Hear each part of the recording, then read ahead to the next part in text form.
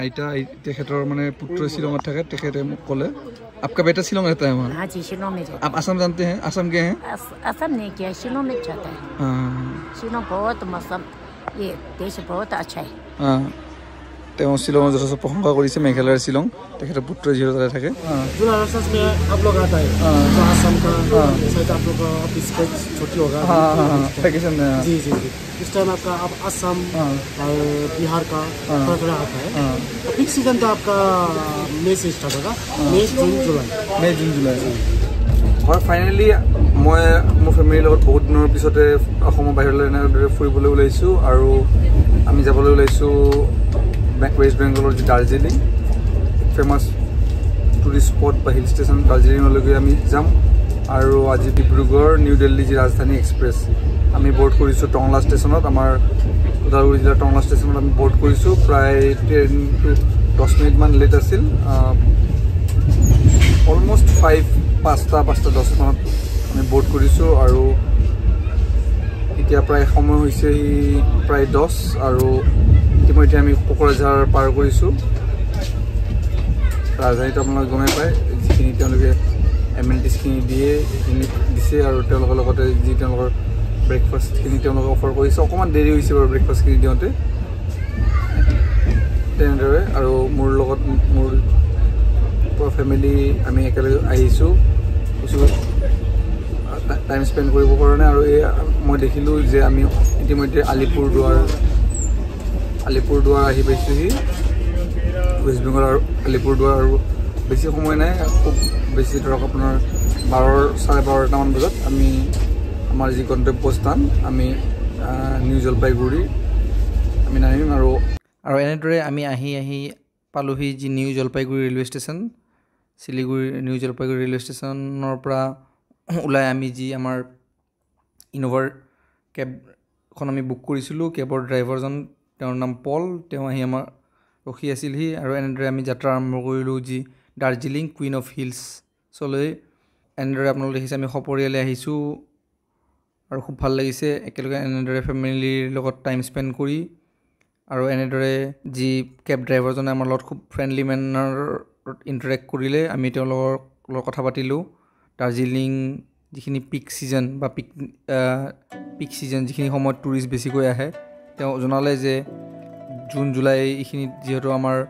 অসম বিহাৰৰ পৰা অকণমান লোক বেছিকৈ আহে আৰু বাকী ছিজনবিলাকত চাউথ বা নৰ্থ ইণ্ডিয়াৰ লোকসকল আহে বুলি তেওঁ আমাক জনালে যে আৰম্ভ কৰিছিলোঁ এনেদৰে আমি আহি মাজতে আমাক তেওঁ এখন আৰু লাঞ্চ কৰি আমি আকৌ যাত্ৰা আমাৰ যি ৰিজিউম কৰিলোঁ আপোনালোকে দেখিছে আমি ইতিমধ্যে দাৰ্জিলিং প্ৰৱেশ কৰিছোঁহি খুব ধুনীয়া পাহাৰ সেউজীয়া পাহাৰ পৰ্বত আৰু খুব এক মনোমোহা দৃশ্য আৰু যদিও দুটা ৰুট আছে দাৰ্জিলিঙলৈ যাবলৈ তেওঁ যি পাংখাবাৰী বুলি কয় ৰাস্তাটো অলপ বেছি শাৰ্প টাৰ্ণছ এণ্ড কাৰ্ভছ আছে আমি যদিও আমাৰ ইয়াৰে মানে গাড়ী চালকসকলে এই ৰাস্তাটোৰে নাযায় নৰ্মেলি আৰু ইয়াতে আমি গাড়ী চলাবও সম্ভৱ নহয় কিয়নো ৰাস্তাটো খুবেই বেছি শাৰ্প টাৰ্ণছ আছে তেওঁলোকে যিহেতু এক্সপাৰ্ট বা তেওঁলোকে সদায় সেই ৰুটেদি অহা যোৱা কৰি থাকে তেওঁলোকে পাৰিছে চলাব আমাৰ দ্বাৰাতো সম্ভৱ নহ'ব আপোনালোকে দেখিছে আমি যি দাৰ্জিলিঙত যেতিয়া আমি প্ৰৱেশ কৰাৰ আগতে যি মেঘে আগুৰা যি পাহাৰ ক্লাউড খুব ধুনীয়া লাগিছে আমাৰ সকলোৰে আৰু বতৰটো অকণমান ঠাণ্ডা হৈ আহিল আমি যেনেদৰে দাৰ্জিলিং প্ৰৱেশ কৰিব আৰম্ভ কৰিলোঁ বতৰ ঠাণ্ডা হৈ আহিল আমাৰ দাদাজনেও গাড়ীৰ AC অফ কৰি উইণ্ডোখিনি খুলি দিলে আৰু অকণমান ঠাণ্ডা লাগিবই আৰম্ভ কৰিলে আৰু এনেদৰে মেঘৰ মাজে মাজে গৈ আমি দাৰ্জিলিঙত প্ৰৱেশ কৰিলোঁহি আৰু আমি তাৰ আগতে যি খাৰচিয়াং বুলি এখন জেগা আছে খুব পপুলাৰ আপোনালোকে বহুতে হয়তো শুনিছে খাৰচিয়াঙত ঘৰে ঘৰে স্কুল থকা বুলি ক'লেও ভুল নহ'ব আৰু কিয়নো দাৰ্জিলিং বা খাৰচিয়াং এইসমূহ জেগাসমূহত যেতিয়া ব্ৰিটিছসকল আছিল ভাৰতত ব্ৰিটিছে থকা সময়ত তেওঁলোকে যিহেতু ইউৰোপৰ পৰা আহিছিল বা ঠাণ্ডা জেগাৰ পৰা আহিছিল তেওঁলোকে নিজৰ ল'ৰা ছোৱালীখিনিক পঢ়াবৰ কাৰণে যি মিছনাৰী বা খ্ৰীষ্টিয়ান মিছনাৰীজসমূহৰ দ্বাৰা তেওঁলোকে এই খাৰচিয়াং দাৰ্জিলিং এনেদৰে জেগাখিনিত তেওঁলোকে স্কুলখিনি স্থাপিত কৰিছিল এই আপোনালোকে দেখিছে আমি ৰাস্তাত যি টয় ট্ৰেইনো দেখিলোঁ টয় ট্ৰেইন দাৰ্জিলিঙৰ যি ফেমাছ টয় ট্ৰেইন আৰু তেওঁলোকে যি ব্ৰিটিছসকলে এনেদৰে ইয়াতে স্কুলসমূহ স্থাপন কৰিছিল সেই স্কুলসমূহ আজিও আছে। আৰু এয়া আৰু প্ৰায় আধা ঘণ্টামান ভিতৰত আমি দাৰ্জিলিং সোমাম। আমি ইয়াতে অলপ কিনকিনীয়া বৰষুণ, খুব ধুনীয়া আমি ৱাটাৰফল চালোঁ। এয়া দাদা আমাৰ যি নিউ জলপাইগুৰি ষ্টেচনৰ পৰা আমাক খুব সুন্দৰভাৱে তেওঁৰ যি গাড়ী ইন'ভা ক্ৰিষ্টেল আমাক লৈ আহিছে। भैया यहाँ पर आपका टूरिस्ट जो आता है कौन से सीजन में ज़्यादा आता है? एक्चुअली आपका जो पीक सीज़न है आपका मई सीज़न का है। मई सीज़न ज़्यादा आता है। और अक्टूबर में अभी जून जुलाई लास्ट में है ना, जुलाई लास्ट में आप लोग आता है तो आसाम का शायद आप लोग का ऑफिस छुट्टी होगा वैकेशन में। जी जी जी इस टाइम आपका आप आसाम और बिहार का थोड़ा थोड़ा आता है। पीक सीज़न तो आपका मई से स्टार्ट होगा, मई जून जुलाई। और कोई आप लोग NGB में आदमी आने से आराम से दार्जिलिंग आ सकता है? आराम से। आपका भी हम मोबाइल नंबर डाल लेंगे। আপোনালোক কোনোবা যদি NGBৰ পৰা আহে বা অসমৰ পৰা NGBত আহে তাৰ নাম্বাৰটো মই দি দিম। খুব ধুনীয়া ড্ৰাইভ কৰে আৰু খুব ফ্ৰেণ্ডলি নেচাৰৰ মানুহ। আমাক খুব ধুনীয়াকৈ লৈ আহিছে আৰু প্ৰায় আধা ঘণ্টামানৰ ভিতৰত আমি যাই পাম। আৰু भैया कोई अगर टूरिस्ट आना चाहता है दार्जिलिंग में तो कितना दिन का ट्रिप लेके आना चाहिए? मैक्सिमम 4 डेज का। मैक्सिमम 4 डेज का। एक दिन तो आपका हो गया पिकअप हो गया डायरेक्ट NGP एयरपोर्ट, NGP आपका पिकअप एक दिन चला जाएगा और उसके बाद आपका सिटी टूर हो जाएगा और उसके बाद आउट ऑफ सिटी टूर और उसके बाद 2-4 दिन में आए सिटी को 3-4 दिन ले আহিব লাগে বুলি ক'লে। और कोई अगर फ्लाइट में आना चाहता है तो वो लोग बागडोगरा भी उतर सकता है, आप वहाँ से भी पिक कर सकते हैं। हाँ तो ये हमारे दादा पल दा मैं नम्बर दी दिम। कोनोबा যদি লোক আহে আপোনালোকে যদি ফ্লাইটতো আহে বাগডোৰালৈকে বা NGBত আহে কণ্টেক্ট কৰিব পাৰে। আপোনালোকক যিখিনি চাইট চিঙতে হেল্প কৰি দিব আৰু তাৰ পৰা আপোনালোকক পিক এণ্ড ড্ৰপ ছাৰ্ভিছো দিব।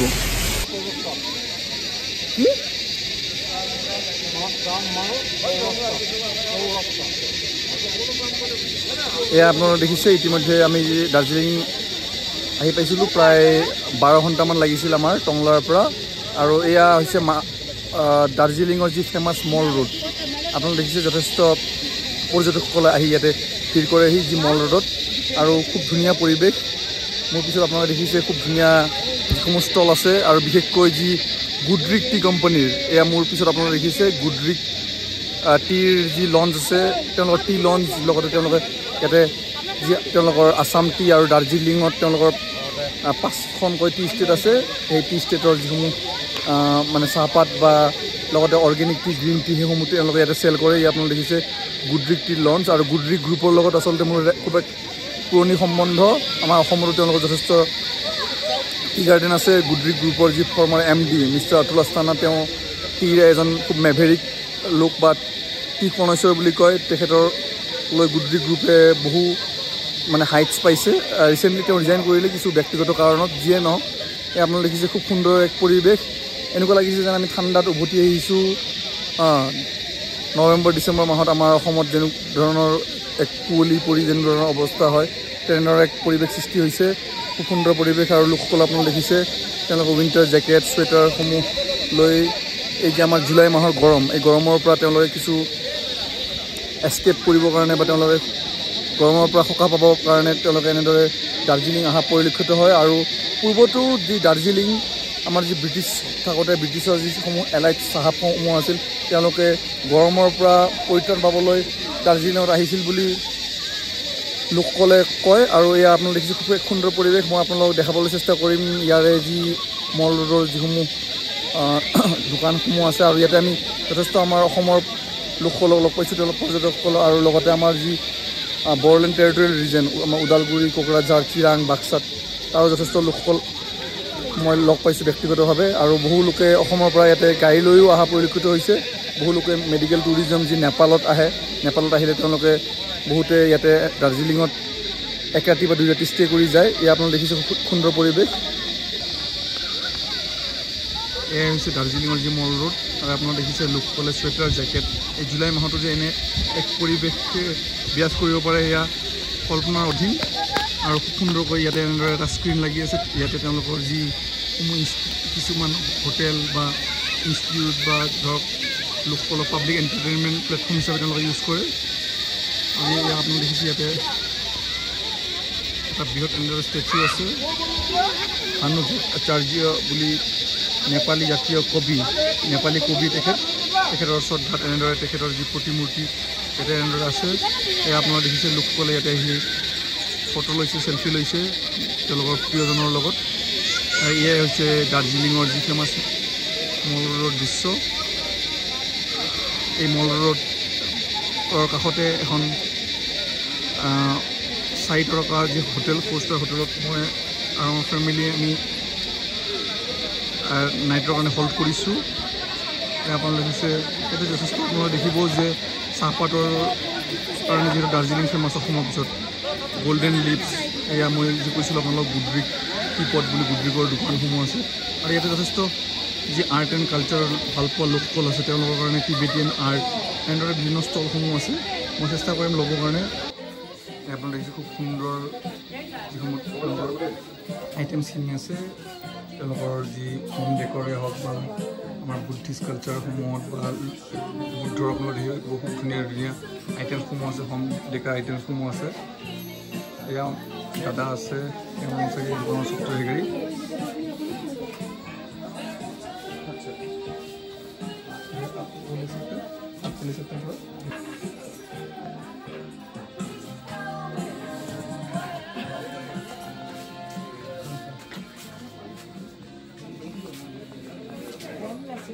এনেদৰে ইয়াতে ষ্টলসমূহ আছে আৰু বিভিন্ন আইটেমছসমূহ আছে ডেকৰৰ যথেষ্ট লাৰ্জ কালেকশ্যন আছে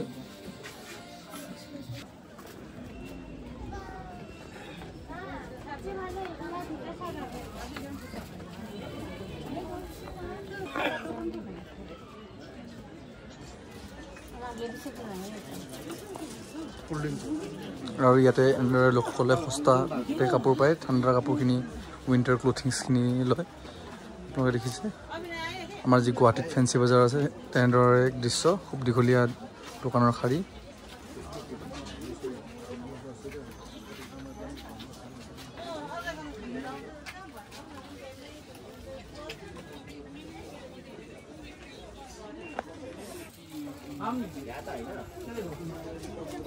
কালকে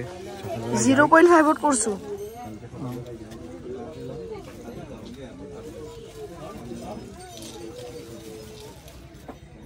কাঁচা চাবি দাৰ্জিলিং খাবাক দিব পাৰি বন্ধ কৰো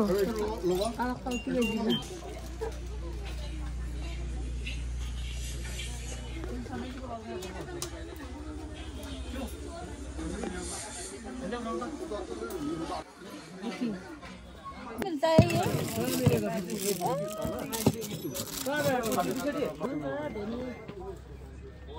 ये দেখিছে মহিলাৰ চল আৰু মায়ে চল লৈছে কেইজনমান আমাৰ কাৰোবাক কাৰোবাক গিফ্ট দিবৰ কাৰণে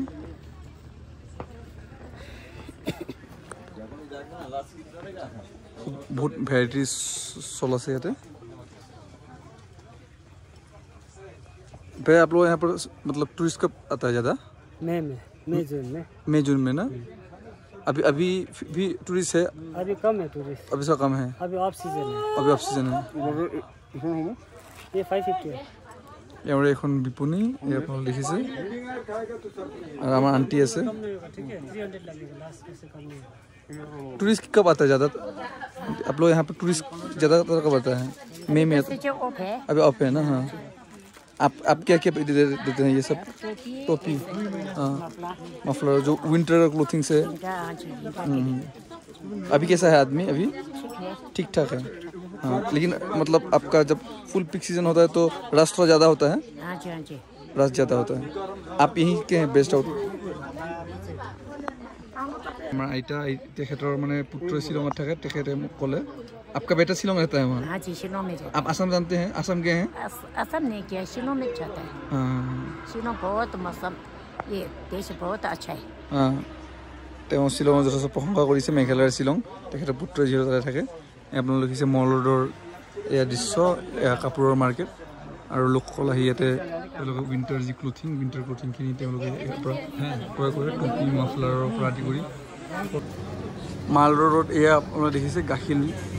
হোটেল বুলি মাল ৰোডৰ একদম চেণ্টাৰ পইণ্টতে 4 ষ্টাৰ কেটেগৰীখনে 4 মানে 4 ষ্টাৰ কেটেগৰীৰ হোটেল আমি ইয়াতে আছোঁ ইয়াৰে ছেকেণ্ড ফ্ল'ৰ